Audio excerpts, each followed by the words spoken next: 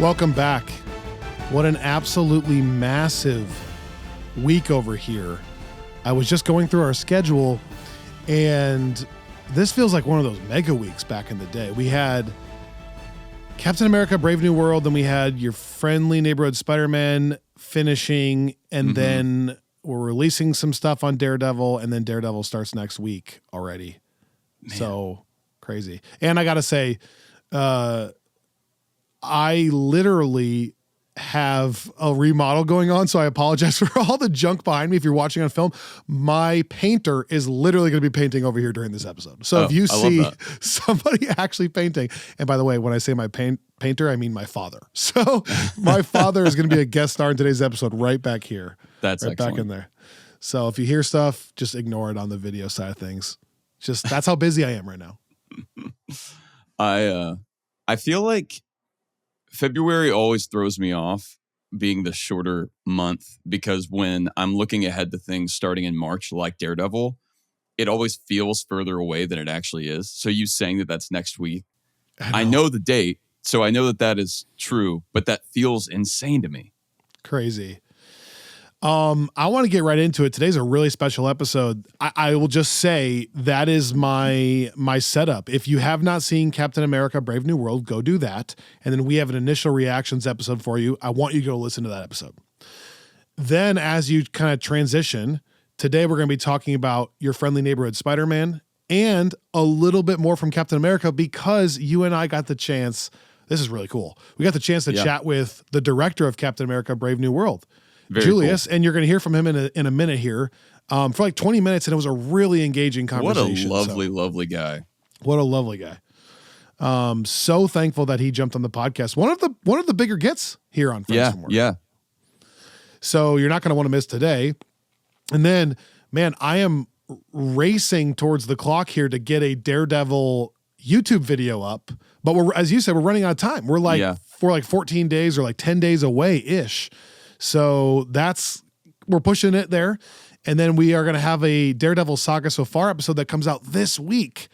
And I'm republishing our main feed with our Daredevil season 3 from Netflix coverage as freebie episodes. So there will be almost an episode every day this week.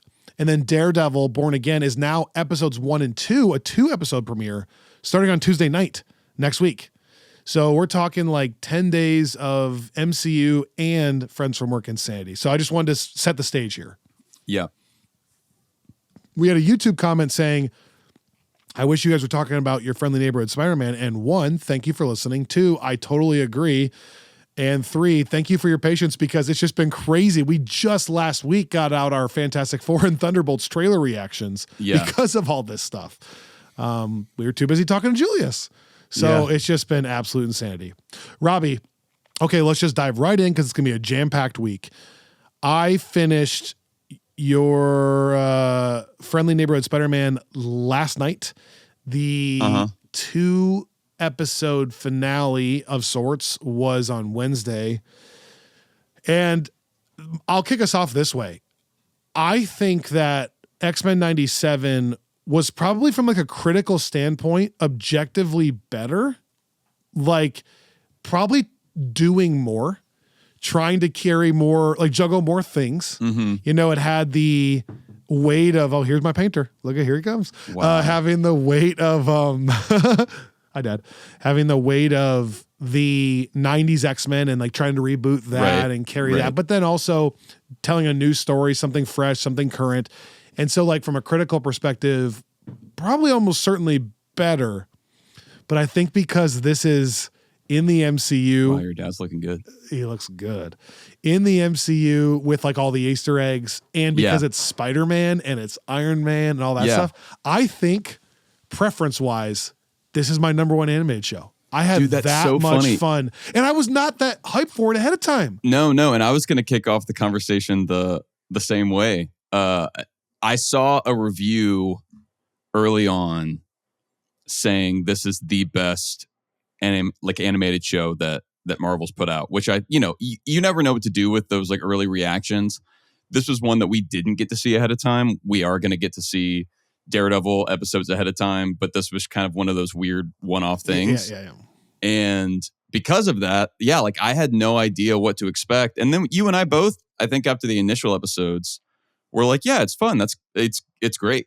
Like we had a really good time with it. But you said something in our first episode that I've thought about throughout the series or the first season, which was, do I need more Spider-Man in my life right now? And that we've got the Spider-Verse movies that are still kind of hanging on in the background. We've got the video games.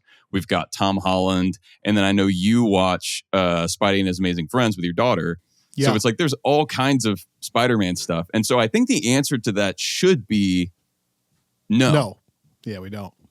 And yet it was awesome. It was awesome. It was funny so thing, really good. quick. Lonnie, the voice of Lonnie, is the voice of Miles's father in Spidey and His Amazing Friends. So my wife and I were having a hard time kind of. That's funny. Getting over that. I'm totally with you. It shouldn't have worked as well as it did. And there were, I think it's again that Spider-Man video game thing that's kind of like anchoring me because, for example, I don't know the comics that well. I didn't put 2 and 2 together with Lonnie until they call him Tombstone. And then I was oh yeah, that is his name in the game. And so then when, in the second to last episode, when he goes in the back of the Oscorp truck and there's the little canister that makes him kind of bluish, I was like, that is the same Tombstone. Yeah, I was telling my wife, I was like, he's kind of got an impenetrable skin essentially, and they kind of inhale this stuff, his cronies, to make them kind of invincible for a second. And so seeing that was cool, but that was just the tip of the iceberg for me.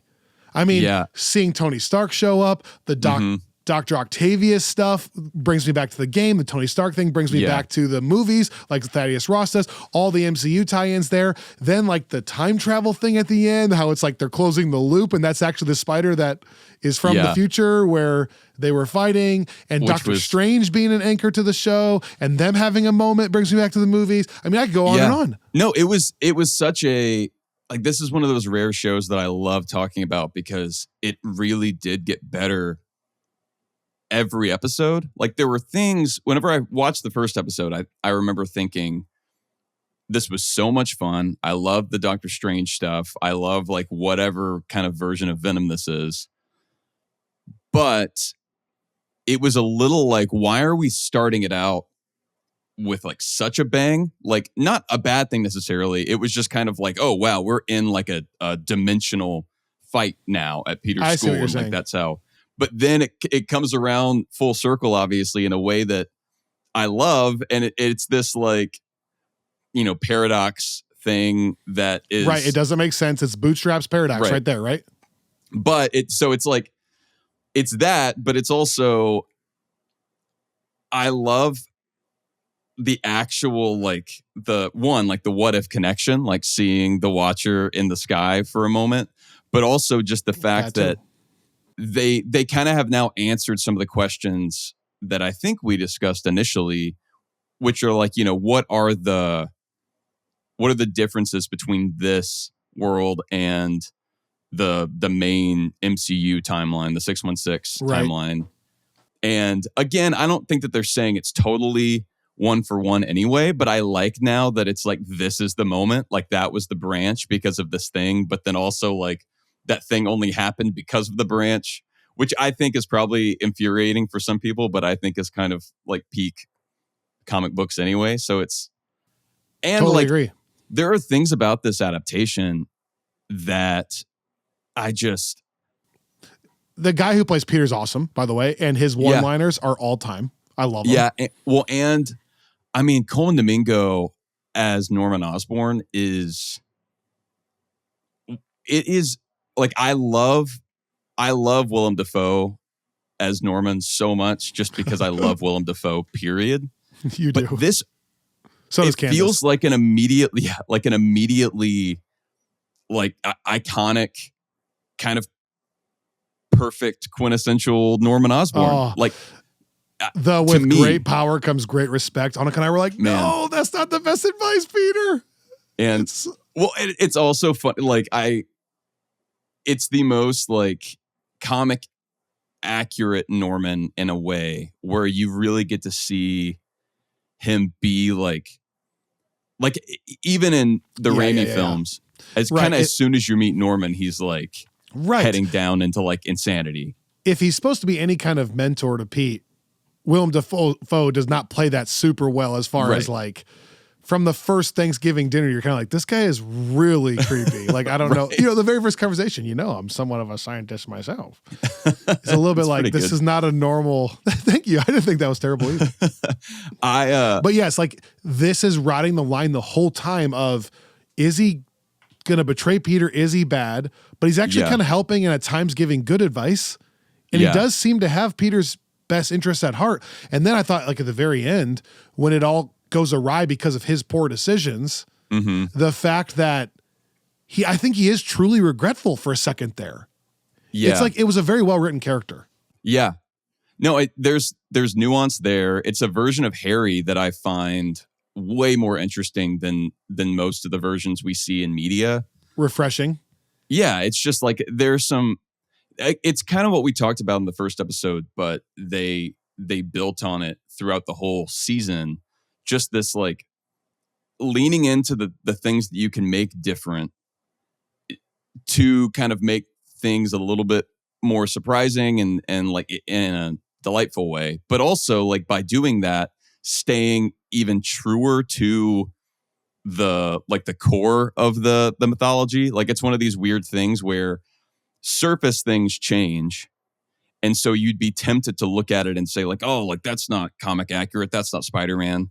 But I think that if you actually look under the surface, because of those changes, it's making it feel a lot more like true to Spider-Man, like true to like old school Spider-Man comics and stories, even though it's totally different. And obviously like Amadeus Cho is not a character that you had in like the original Spider-Man comics, but it's like they've landed on something really special. And one, it makes me so excited for season 2. Like this is a show that I started actually like counting down the days to when the new episodes would drop. It's such a good point. Yes. So I'm excited about that, but I'm also like, it makes me just feel good about like the level of quality control at Marvel right now. Cause this is like one of the better things that they've put out. Okay. 2 things. One related to the quality, one that has nothing to do with it. The quality thing, I don't know that I could find a critique or a flaw. Is that crazy? I can't think of what I would say I wish they had done better. No, it's like what I like too is it's sort of in a way, and I don't mean this because of the animation, because they're different animation styles anyway, but I think that this feels like Peter Parker's Spider-Verse.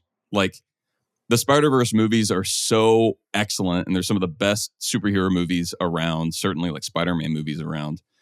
But those are Miles films. And so that's like you go to that to watch like Miles Morales Spider-Man.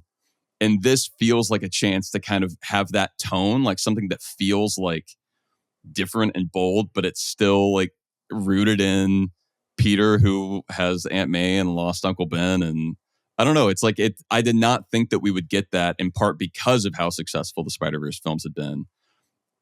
But here we go. Okay, so my second thing was my wife texted me this picture, which you probably can't see, which is it was just like fun to take a screenshot of all the names on Harry's list, and you start seeing like Max Dillon, Ned Leeds. And those are people that he was reaching out to that he wants to email. Yeah, correct. To email. And again, like I feel like it's, from what I understand, it's like a really fun blend of a lot of things. Like in the Spider-Man video game, Harry is starting his own research facility in that game. He has his own thing. And I know in the game, his mom was a scientist of some sort on like the health front. Yeah. So it seems like a fun kind of, I don't know. This is maybe a hot take. Like I love, how much I love the Spider-Man video games. Everyone does, but I feel like I already am I'm more invested in the Peter Harry relationship here than I was in the second video game, 100%. which is weird because like they really lean into that, and that should be like a slam dunk, and it's done well. But here, I just, for whatever reason, the way they portrayed Harry, I really kind of cared.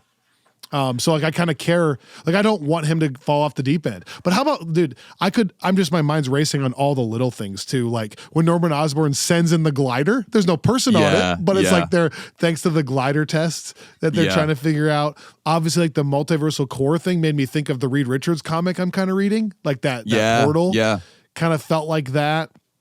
Man, there were so many. Nico being some kind of witch, like who's her mother? Is that Agatha or like or is it gonna be like Patty's character or something? Like the other witch who was the rock star mom. Like maybe that kind of thing, like a version where she had a daughter or something. I do.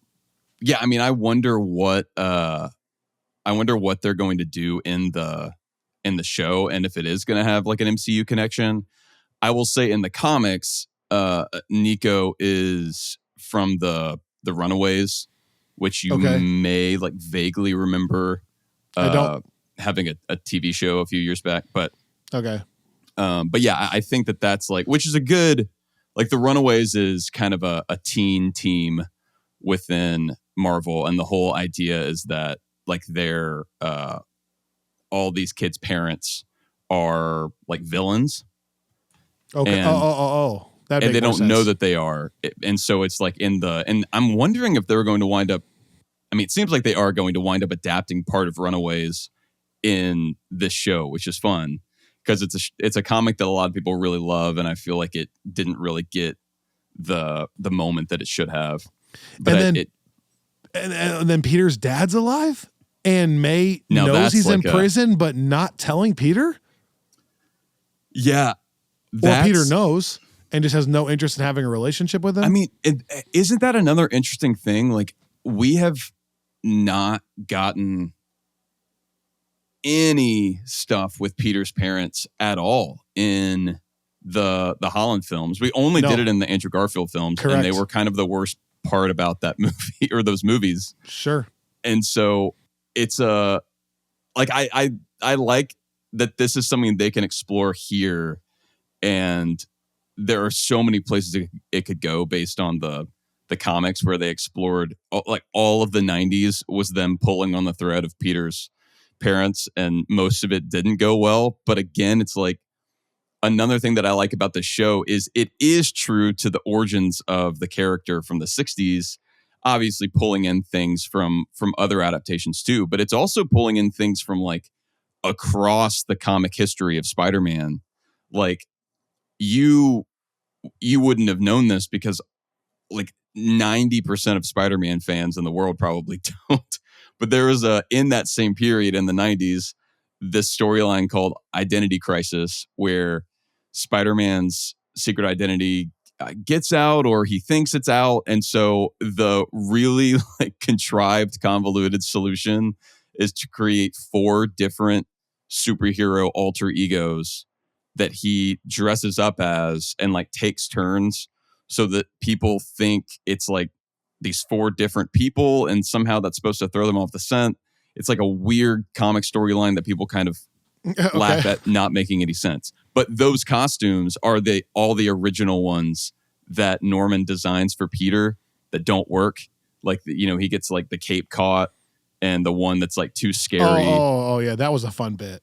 Like, so it's even a callback. That's great. Yeah, it's like the actual like costume designs are like pulled from the comic book page of this obscure story. But, I think like the reveal to the white suit was cool, and then the reveal to the actual red and blue suit was so sick. It was sort of like it was like Daredevil season 1. It's like you go so long without it, and then you get it, and it feels so earned. Like I love like watching it slowly build into the final Spider-Man suit, and then the suit itself looks great. I love the little like the super little spider. It's like it looks so good. One of the nerdiest things about me is whenever we talk about Spider-Man, I love getting in the mindset of what would other people think if you revealed that you were Spider-Man to people in your life. And so that's one of my favorite things about this is like, remember I told you like, okay, for example, in Doctor Strange, I like seeing how Christine reacts when she figures out that he now has these kinds of powers. Like that is a fun sequence for me. So whenever you reveal, whenever the Superman or not the Superman, whenever the superhero reveals themselves to someone, I'm always looking for that. And I thought this show did it really well too. Like the way Nico reacts when Peter catches the car, but also when she just finds out is like that's what I want. And so like I was almost hoping for an Aunt May reveal too of like, just tell her now at this point, because Harry knows too. He didn't. Yeah. But that could still happen. I don't know why I'm a sucker for that thing. I like when Daredevil tells Karen in season 2. You know, I like that being a thing. Which, by the way, Daredevil's in the show with Matthew Charlie Cox, which was so fun. Like I loved. It was crazy because it's like we have been clamoring collectively for a Spider-Man Daredevil team up, anything, like whether in the show or in a Spider-Man movie, and just this little bit like made me want it even more in like a live action context, because it's so great.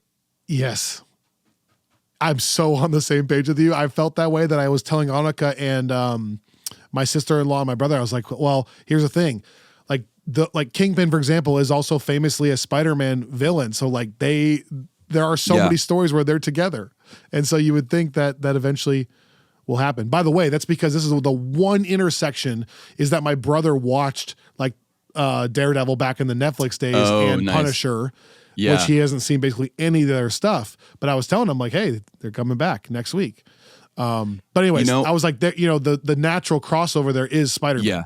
Well, and what I loved about it, especially in the context of a TV show, we always, like, if you think about it, we always see Daredevil fighting with people that are trying to get him to go darker, right? Like it's like the Punisher, Elektra, everyone's like, even like Jessica Jones, it's like everyone's trying to get him to stop holding back and to like just cross the line and be willing to kill people. And so it's such a refreshing change of pace for him to be around someone that's like more naive and views Daredevil as being like the darker, like threatening guy. And so it kind of pulls out like this cheerful side of Daredevil that we don't see as much, which I also loved seeing in She-Hulk. It's like, it just makes me think like, not only would it be fun fan service, but also I think that it's really nice for a character like that to kind of pull him a bit out of the the constant moral turmoil.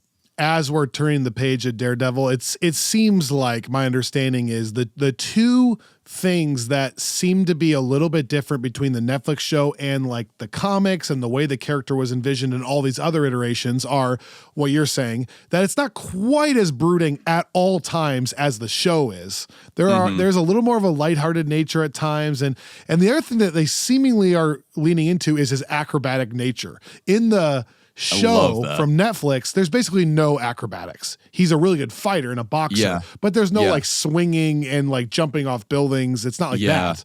And it seems like between the trailer for the new show and then this, there's a lot of like swinging with the batons and like even in She-Hulk, the way he flips off the parking garage. Yeah.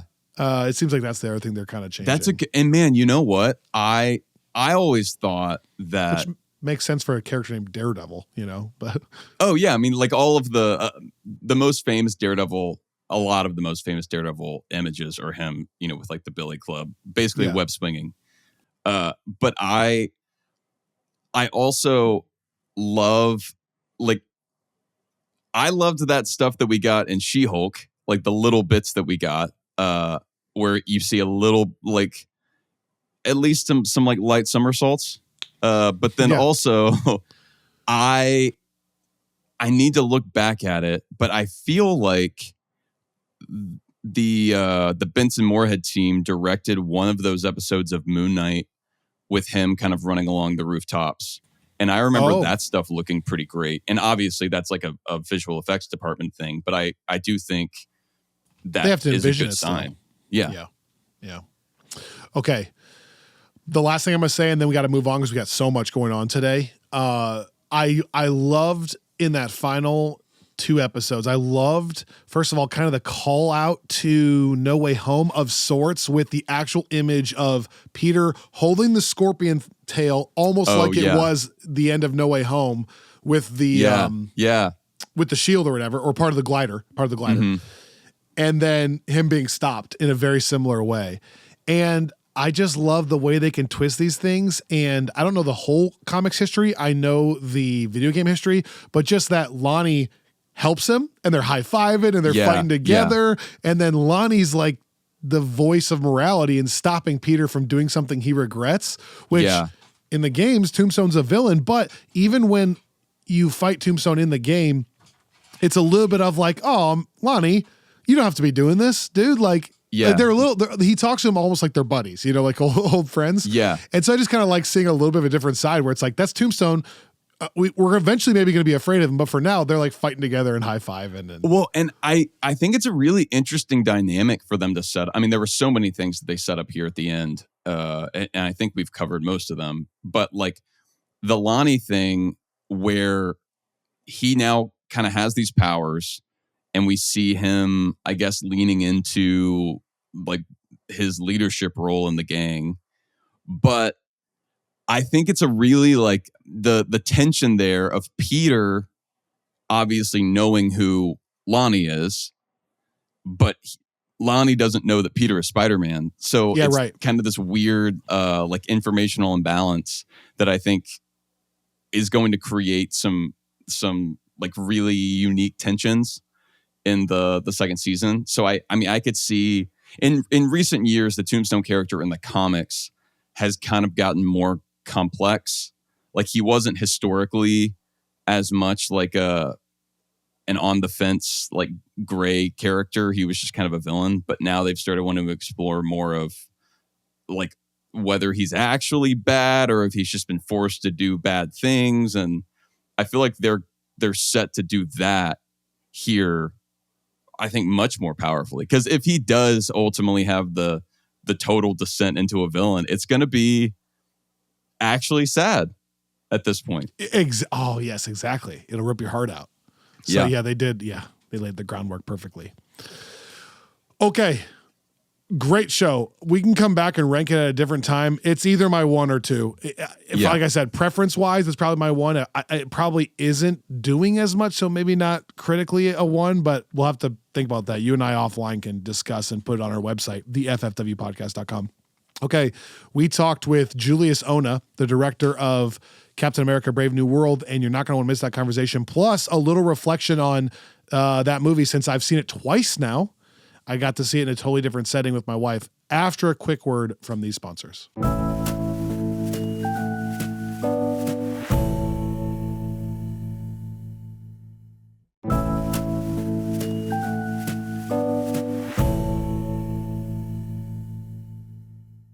So as I mentioned, I got a chance to watch Captain America: Brave New World last Wednesday at Regal Opry Mills in Nashville, Tennessee. 2 things. 1, I say this all the time. I'm not kidding when I say it's the biggest IMAX theater I know. I don't know a larger. You walk in there, it's almost ridiculous. It almost looks like they're joking with how large it is. Even over like if you go to Franklin, there's an IMAX theater, AMC down there. It's not. It's like half the size.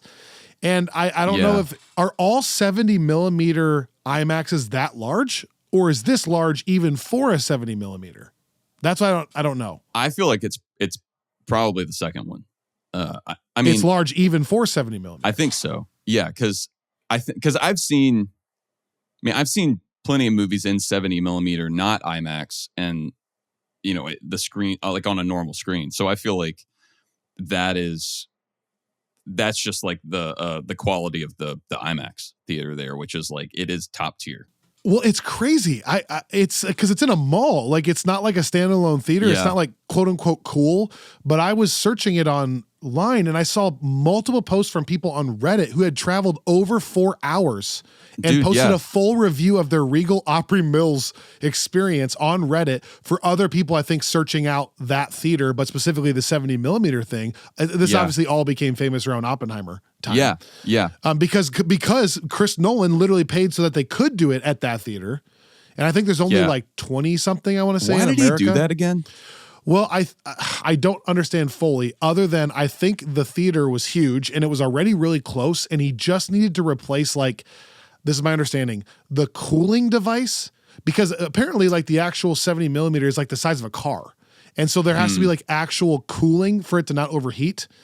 And I think he just replaced that. And I don't know if he just wanted another theater that could do 70 millimeter and he thought that one was close. Because there was like a handful in the whole country.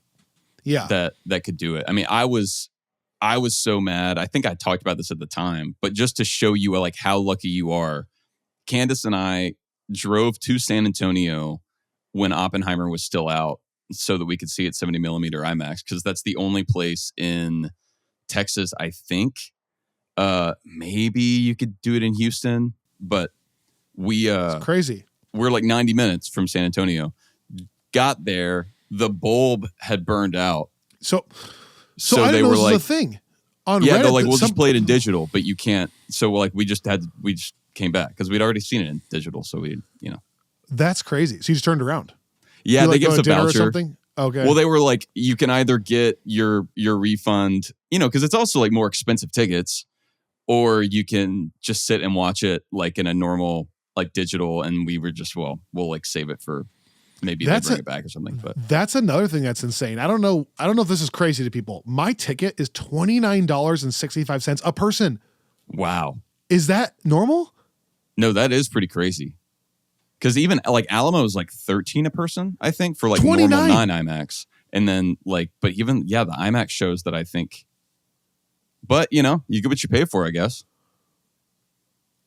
Okay. So yeah, maybe they're even upcharging over other IMAXs because of that. I looked at it, I was like, holy crap. I mean, that's $66 for 2 tickets is absurd. But, for a movie. But it is the craziest theater I've ever been to. Like, I can't explain it. It's so immersive. You almost can't sit in the first 5 rows unless you want to lean back and you won't see the whole thing. It's that big. Yeah. But yeah, Chris and I saw Oppenheimer there. My brother and I saw Oppenheimer there, and in 70 millimeter. And I don't think I realized at the time quite like what I was witnessing, I guess. Yeah. That people travel basically across the country to do that. Okay. So holy cow, it's a tangent. But I just want to challenge you to go see the movie again. And I actually physically did challenge you in text. I said, I really want to. Well, so I went with my wife and she really liked it. And I think part of it is the IMAX. We're in this theater, so we're in this incredible setting. Yeah. My wife and I have a night out away from our daughter, which is already rare. And so, you're kind of in a different mindset, and she loves this stuff in general. So that's one thing that like she is different than what Candace on is like, she loves Winter Soldier and like loves Bucky as a character, and she loves those movies. She loves Civil War because the same reason I think we do. Yeah. So she's already going into it that mindset. But I actually felt so strongly about this that I posted this on Discord. I was kind of just curious who has seen it 2 times, and did some of or just in general, did your feelings change at all? Did some of your concerns change or whatever? And a couple people said, no, it was kind of the same thing. Like they liked it, but the questions they had still remained.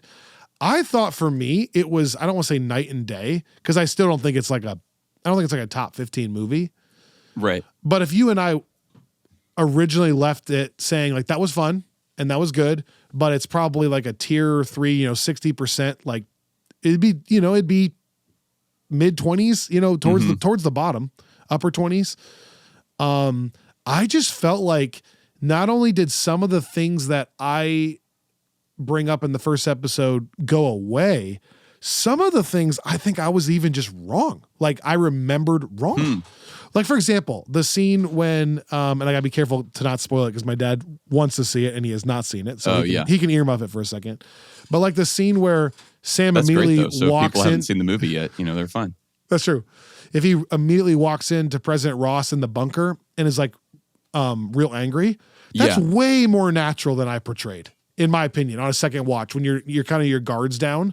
Like, yeah, it's a smoother transition, and Ross doesn't even like crazy snap on him. He just at the very end says like, "You're not Steve Rogers," but he doesn't like say, "Yeah."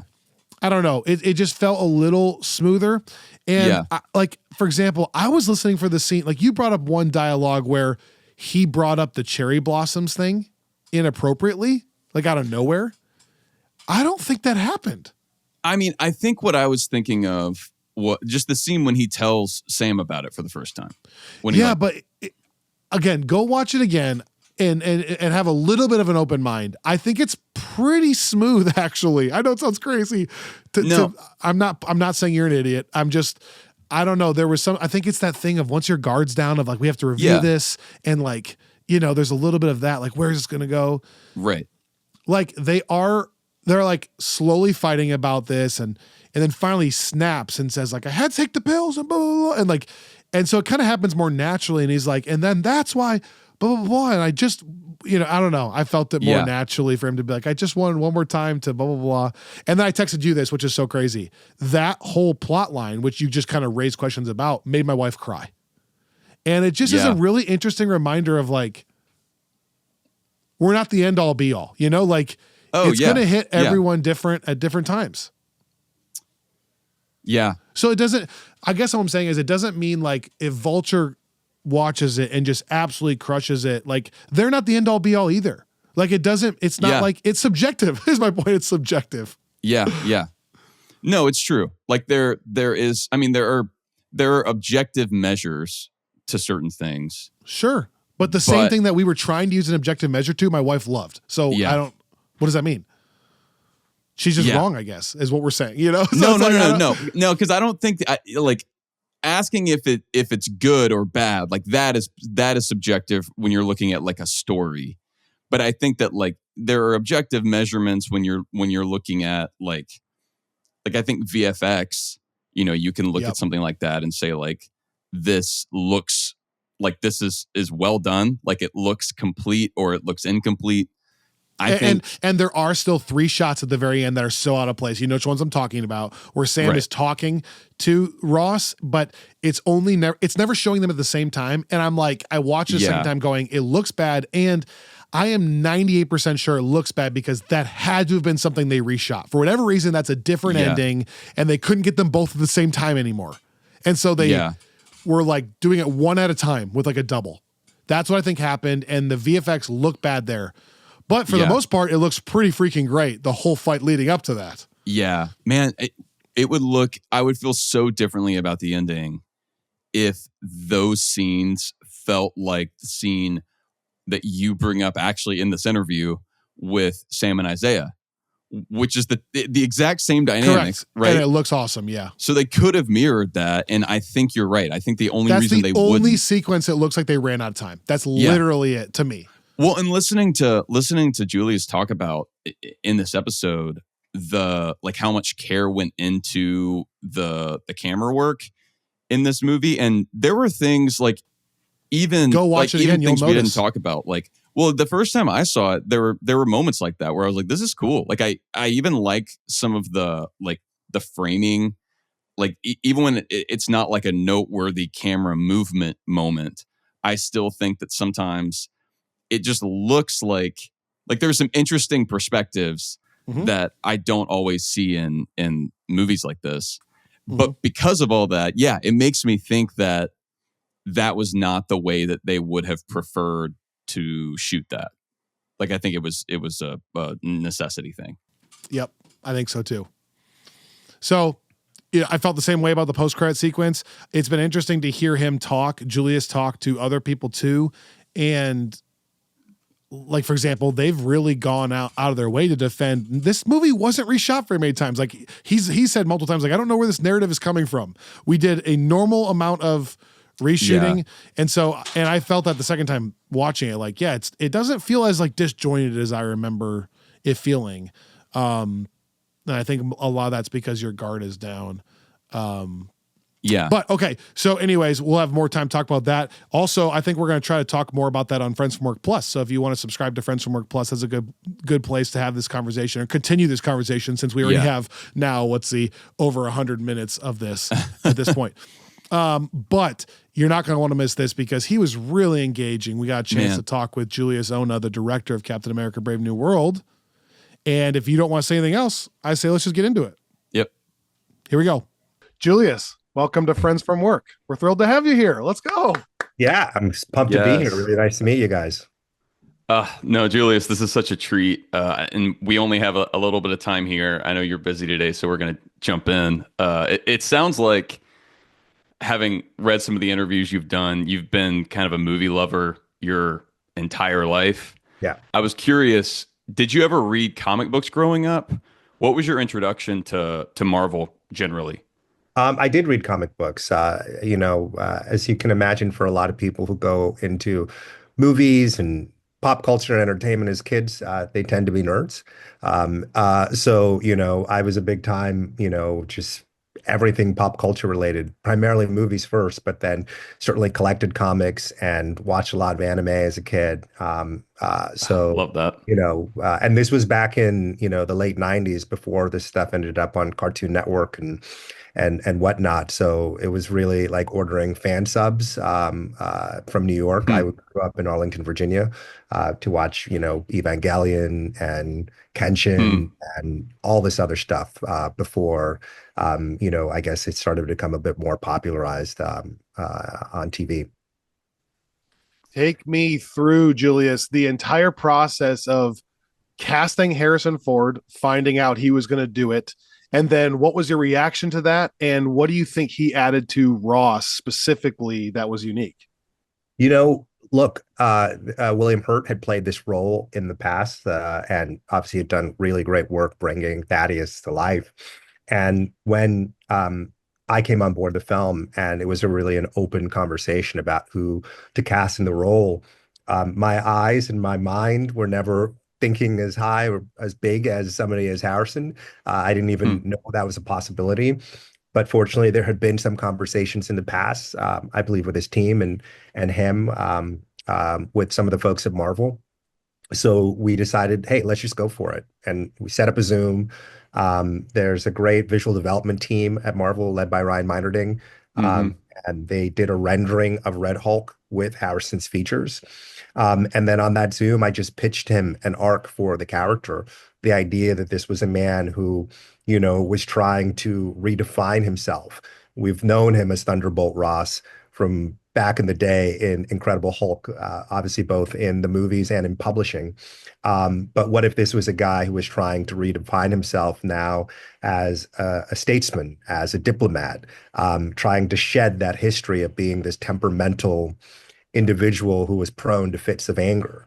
And he's doing all this as a means to reconnect with his estranged daughter, Betty. So then felt like there was a shape to where the character was coming from and where he would land and what something like a Red Hulk could represent as a backslide. We pitched that to him. He was down for it. And then the next step was like a one-on-one meeting to really get to know each other a little bit better. So I went to his home, and we got down into the Wow. nitty-gritty of, some of the details of who this guy was and, how we could move him forward and honor what William Hurt had done with the role, but still make it something that Harrison could take ownership of. You're nervous when you're first stepping into a meeting like that, but he poured me a drink and started cracking jokes and was Hmm. just so down to earth. And here I am saying, what the hell is going on? Hanging out in Harrison Ford's house, having a whiskey with him. So that Holy was cow. that was the arc of it. And then of course, much more developed from there.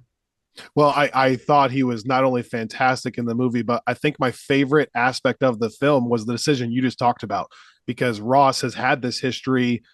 Like you said, he has a history. And I think the least expected thing was that we knew the Red Hulk was coming, but that he was kind of fighting against that was such a clutch decision by you, because the Hmm. expected thing would have been that he's power hungry and he loves to utilize it whenever he can. But the fact that he's trying to fight against that past nature, I thought that was my favorite part of the film. So Oh, congrats. I'm so glad to hear that.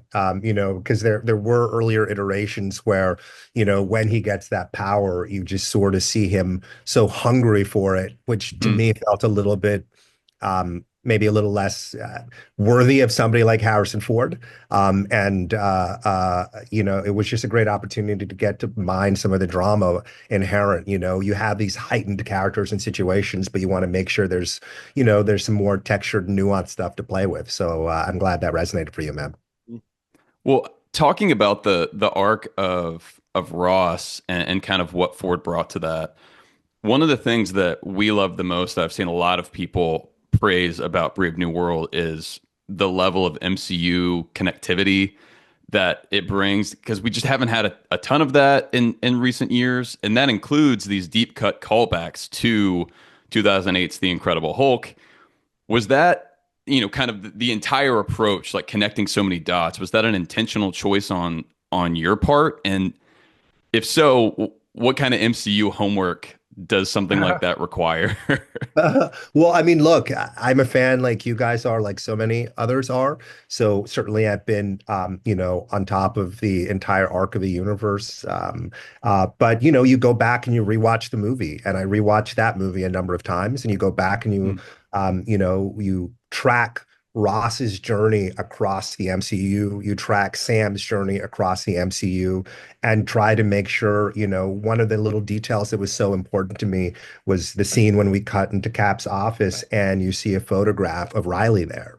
You want to have those bits of connective tissue because so much of this movie was about where Ross and Sam were meeting each other. And I just wanted to make sure that there was enough connectivity from where they'd come. It's so rare to get to meet these characters who we've known in one sort of iteration of them. And now Ross is, President of the United States and Sam is Captain America. So all that baggage that they bring to those roles, I thought was really important.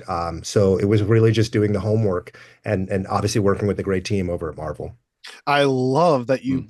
answered it that way because we as fans do that too. In fact, on this podcast, we go back through, we have a thing called the saga so far where we try to trace before the film, what are the things that are going to be in play here, where are they coming from, etc.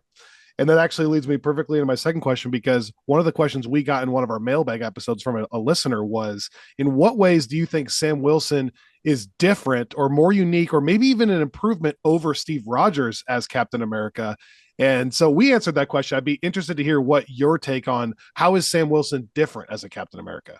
I think Sam Wilson is different as a Captain America, and we see that in this movie because of what he has to employ as his resources.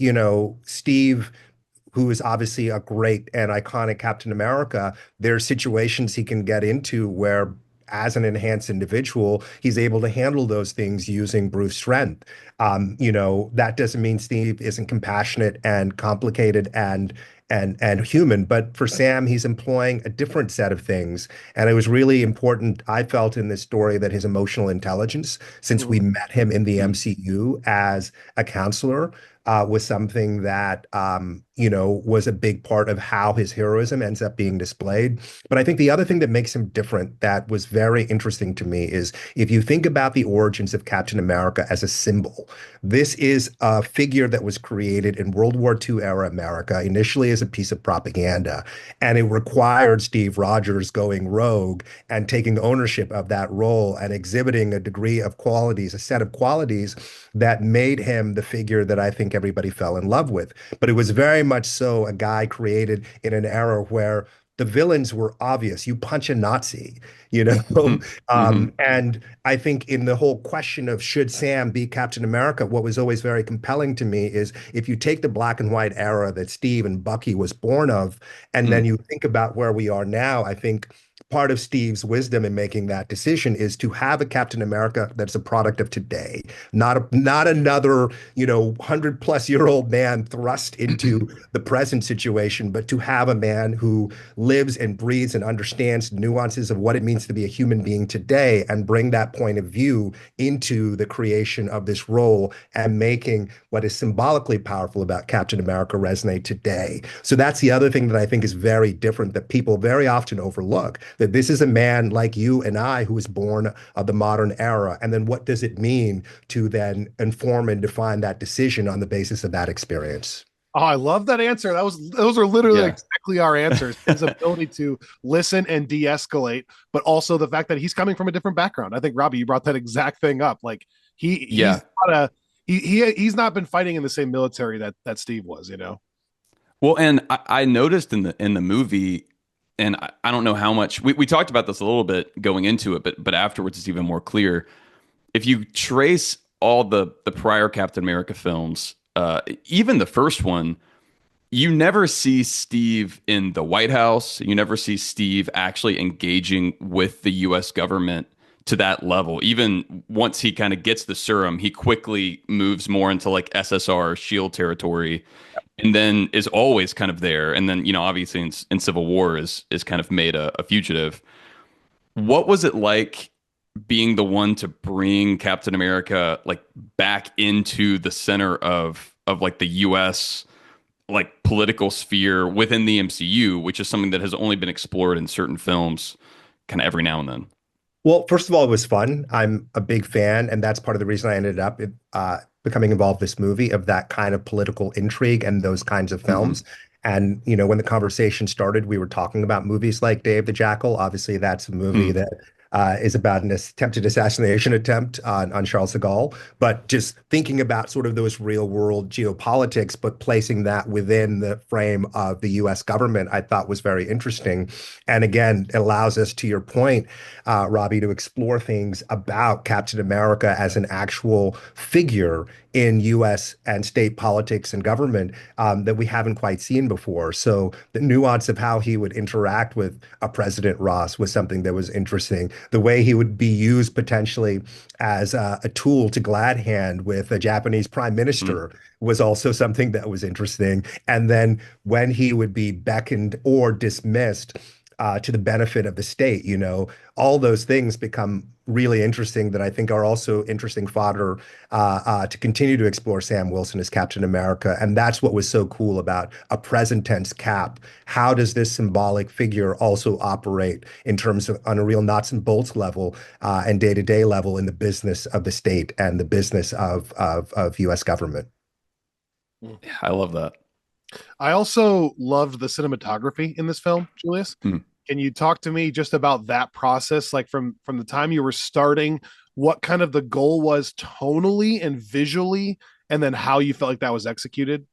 Oh, I'm so glad you mentioned that. It was a big point for me. I had never shot a movie digitally or electronically before. Everything I'd done before was on celluloid. Wow.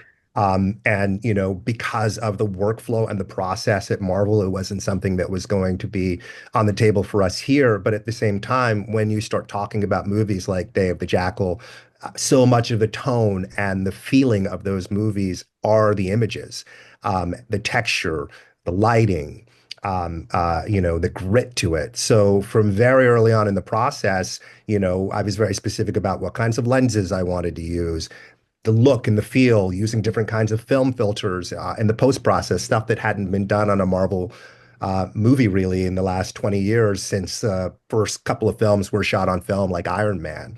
So we went through quite a extensive process, and we were very fortunate to have the great Kramer Morgenthau be a DP on the film. And he happened to be friends with a DP named Steve Yedlin, a really talented guy who had shot most, I think pretty much all of Ryan Johnson's stuff. So Hmm. he'd done obviously his Star Wars movie and Looper and Knives Out, and I thought achieved really great results shooting electronically to create a film-like look. So Steve very kindly gifted us his LUT, which we then adapted and did tests with to create a look that could be specific for this film. And then the brilliant Kramer with his lighting looked at these references that I gave him, the classic paranoid thrillers, but some contemporary movies as well, like Killing of a Sacred Deer was one reference I gave him. The Great Oh, was wow. I another love reference that. I gave him because I really wanted lighting that had a sort of chiaroscuro, use of light and shadow. We're in this world of espionage and mystery and tension. Hmm. So between lens selection and the LUT and lighting, our multiple Ls, and also our choice of locations, we really tried to dial in something that felt appropriate for the tone of the movie, and that would also help this feel a little bit more distinctive from Steve's films. Dude, I feel it. I love that I can actually notice it too. I Yeah. said to Robbie, like, there are a few shots that are like really in passing that you wouldn't like for example, the interview that Sam Wilson has in the prison. There's a couple shots where like there's an over his shoulder camera angle and then like a front on like face shot with the cool lighting, and it does have like a gritty. It has like a gritty feel. It has a different feel. So I noticed it. Props to you. Awesome. Thanks, man.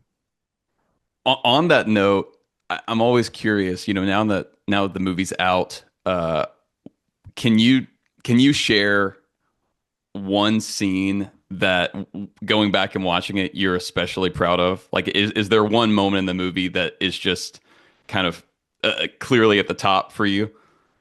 Man, that's hard to say because I there's a lot of scenes that I'm really, really excited about how they came together.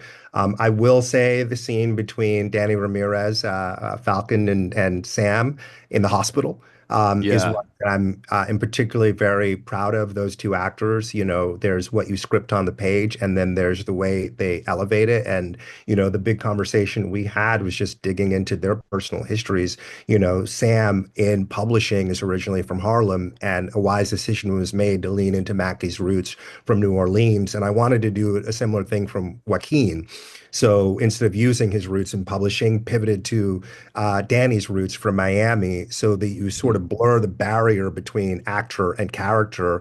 And when they're talking to each other in that room, it's not just these two characters, but it's these two human beings tapping into their own reservoir of experiences. And the fact that Danny is new into this world and is in the position that Mackie once was when he was Falcon and aspiring to the level of, just incredible sophistication and commitment and everything that Mackie has been able to do over the course of the MCU. I love the idea that it was two characters and two human beings talking to each other as well.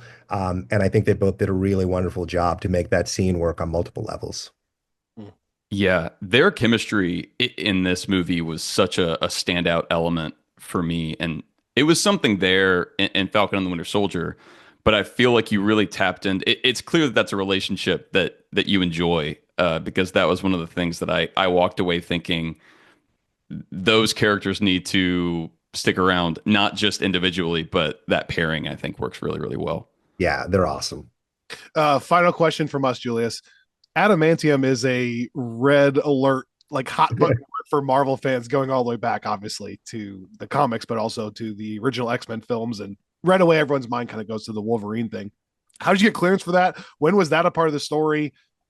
Take me through the process of Adamantium Yeah. film.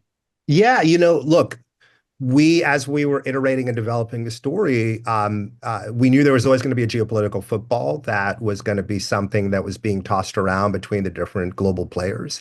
So the question was, what is the most interesting and unexpected one? And as everybody in the fandom knows, mutants are coming. And yet in the MCU, that's not a word that's been heard. Adamantium's not a word that's been heard. Captain America movies tend to be a great sort of state of the union for the MCU, where you really delve into the geopolitics and the reality of that world, and has become a great venue to introduce everything from Spider-Man to Black Panther to all these other characters or elements that become critical to the larger universe. So it became a really great opportunity to do that in this movie with Adamantium. And it just was like, how could this be surprising and unexpected? And, Kevin had actually pitched that idea of what if the adamantium is inside the Celestial. And the second he did, I was like, that's great, because then the implications of what that means, obviously you have Japan in the story as well. Your mind starts racing in certain directions there. And Yeah. sort of Logan's history. So I loved it on multiple levels. The way it was so unexpected to bring it into the MCU, the way it would not feel gratuitous in this story, but then obviously how it still teases and tees up so much that's about to come. Yeah, and if this new metal was suddenly discovered, how fast would everyone in the country or in the world race to this? What would Wakanda think of this? Yeah. It's such a great follow up to what Ryan did and Wakanda Forever on that front too. Yeah. Well, Julius, we're huge fans. Thank you so much for your time. This has been. Thank you, Kyle. Thank you, Robbie. This was a lot of fun. I really appreciate it, man. Thank you very much. Thank you.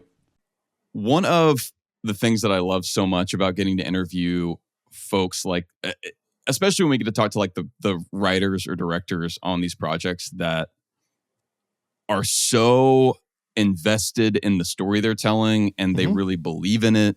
Like, it can't help but make me like whatever it is more.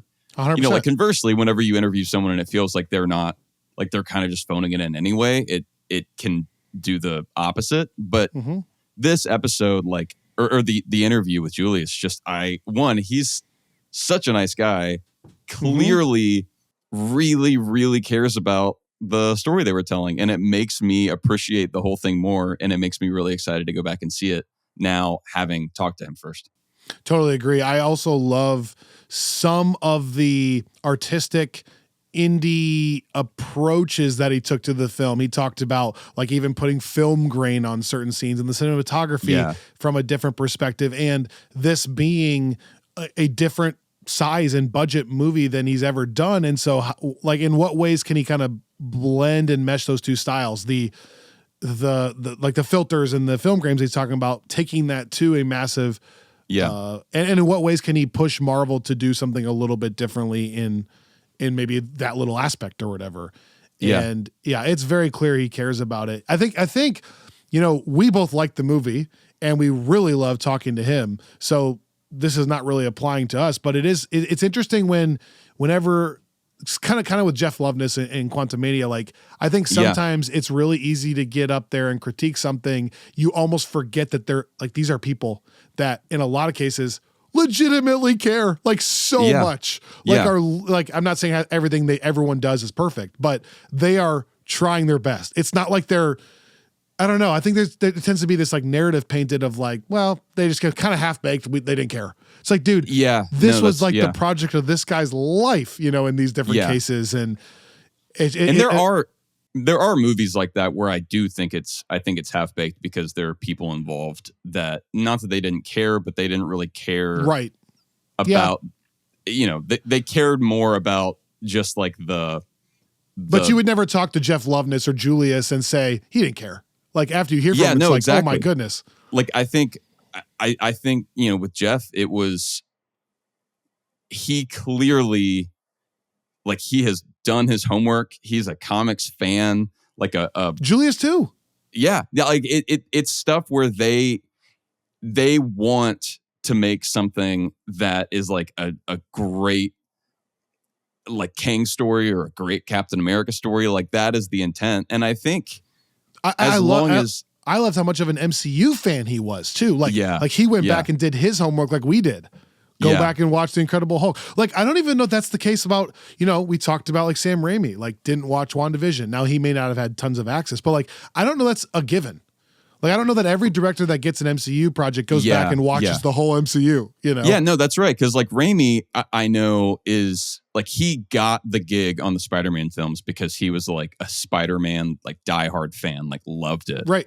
But to your point, like, I don't know if, like, do you think Raimi went back and watched every movie that Elizabeth Olsen is in the MCU?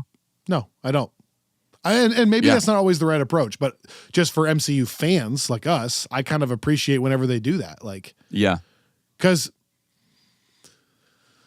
I guess it's really fun for me when we do all this research on the MCU and all these things. And then if you interview somebody like a director who hasn't done that, there's a little bit of like, oh, I think I kind of wish you had, like we could talk on the same level.